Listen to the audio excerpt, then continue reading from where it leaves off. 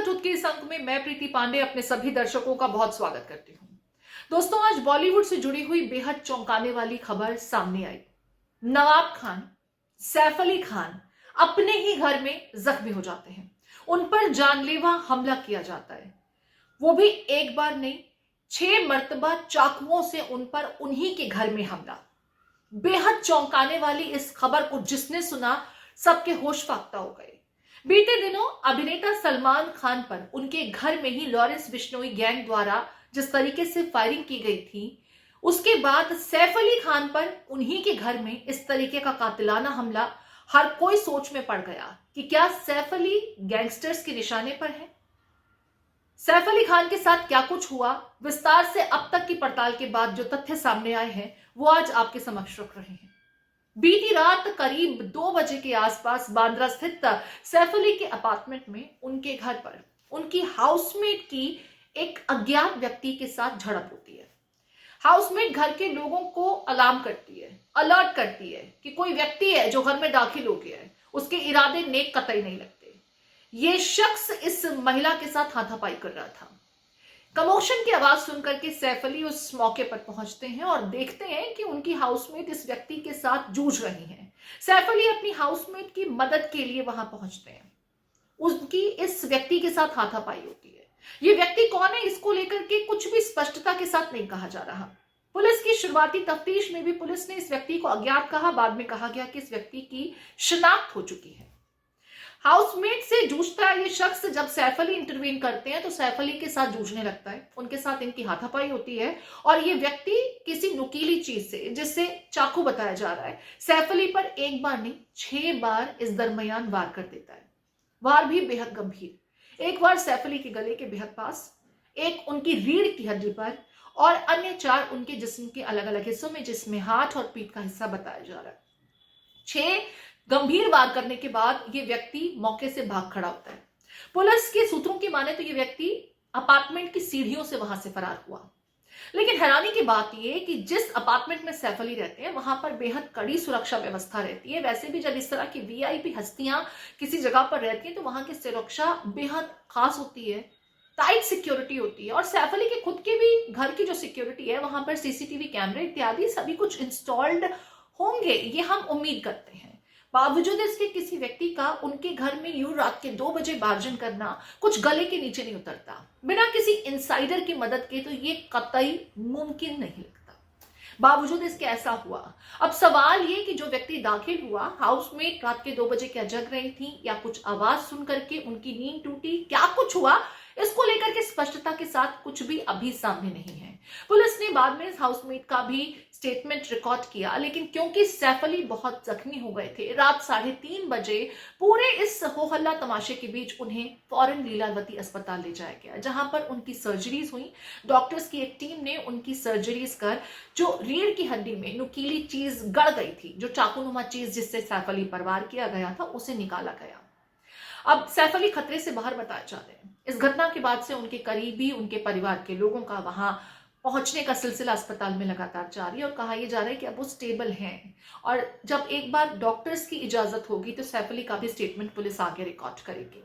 लेकिन जो शुरुआती इंफॉर्मेशन सामने आई है उसमें कई ऐसे पहलू हैं जो गले के नीचे नहीं उतर रहे। मसलन किसी का कहना है कि कोई शेफ्ट जैसी जगह थी जिसके जरिए ये व्यक्ति घर में शायद दाखिल हुआ। किसी ने बताया डक्ट का इस्तेमाल करते हुए व्यक्ति घर में दाखिल हुआ।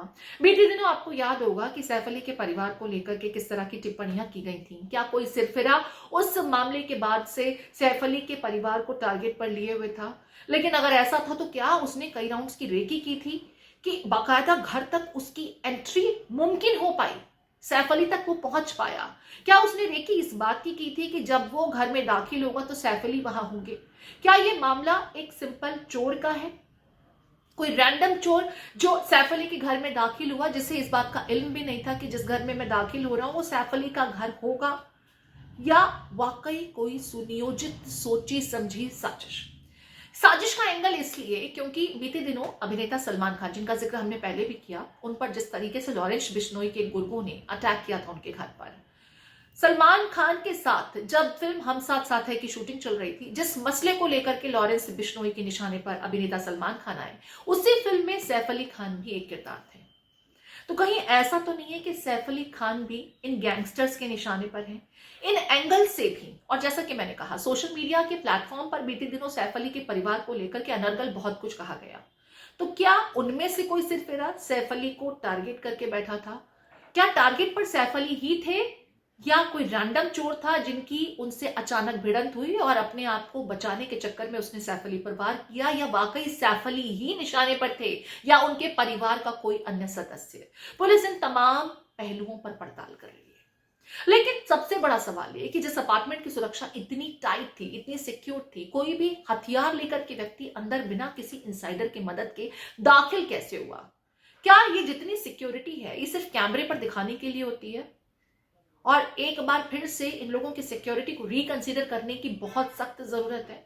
हमेशा पैपराजिस के बीच में घिरे रहने वाले ये अभिनेता, खास करके जिन पर आजकल गैंगस्टर्स टेढ़ी निगाहें किए हुए हैं और उन्हें लगातार खुलेआम चुनौती भी दे रहे हैं, ये कुछ ऐसा ही मामला है जो आगे इन्वेस्टिगेशन में शायद सामने आए।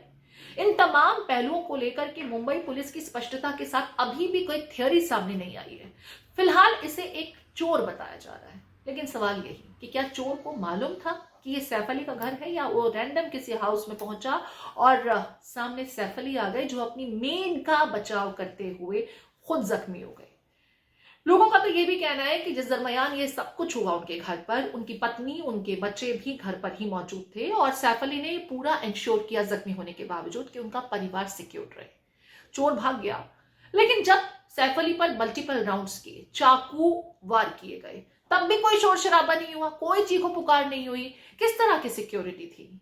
ये तमाम प्रश्न चिन्ह खड़े होते हैं। 3 सैफ अली के घर में काम करने वाले लोगों को पुलिस ने डिटेन किया, उनसे भी पूछताछ की है। और जैसा कि कहा जा रहा है कि जो अज्ञात व्यक्ति अब तक पुलिस जिसे संज्ञा के साथ में पुकार रही है, वो कौन है? कोई रैंडम चोर, किसी गैंगस्टर के साथ ताल्लुक रखने वाला कोई बड़ा अपराधी, या कुछ और? या इस पूरे मामले में किसी इनसाइडर का ही बड़ा हाथ है? इस थ्योरी को लेकर के पुलिस काम कर रही है, लेकिन जवाब का इंतजार हर किसी को है। सैफ अली की तरफ से, उनकी पीआर की टीम की तरफ से अपने फैंस को यह कहा गया है कि संयम बनाए रखें, वो स्टेबल हैं और जल्द ही ठीक होकर के वापसी करेंगे। लेकिन फिलहाल पुलिस की इन्वेस्टिगेशन कहां पहुंची है, इसको लेकर के भी तमाम सवाल खड़े किए जा रहे हैं। दिल्ली के पूर्व मुख्यमंत्री अरविंद केजरीवाल, जो आम आदमी पार्टी के संयोजक भी हैं, उन्होंने इशारों में एक बार फिर दोहराया कि मुंबई में ये पहला मामला नहीं है, पहले भी हुआ है और वक्त आ चुका है कि पुलिस की टीम को कमर कस के ये देखना होगा कि इस तरह के गैंगस्टर्स के निशाने पर बॉलीवुड के कितने सेलिब्रिटीज हैं, क्योंकि इनकी वजह से अब बॉलीवुड में दहशत का साम्राज्य एक बार फिर से कायम होने लगा है, जो कभी हम 90 के दशक में देखा करते थे। पुलिस की इन्वेस्टिगेशन आगे कैसे बढ़ती है, कहां तक बढ़ती है, तमाम डिटेल्स का इंतजार रहेगा। फिलहाल पुलिस सीसीटीवी फुटेज की मदद से आसपास के इलाकों की सीसीटीवी को भी एक्सेस करके ये समझने की कोशिश कर रही है कि क्या बार्जिन करने वाला व्यक्ति अकेला था या उसके और मददगार बाहर भी हो सकते थे। ये लोग कौन हैं, क्या हैं और उनकी आइडेंटिटी क्या है, इन डिटेल्स का फिलहाल इंतजार रहेगा। द ट्रुथ के अंक में इतना ही। मुझे दीजिए इजाजत। नमस्कार।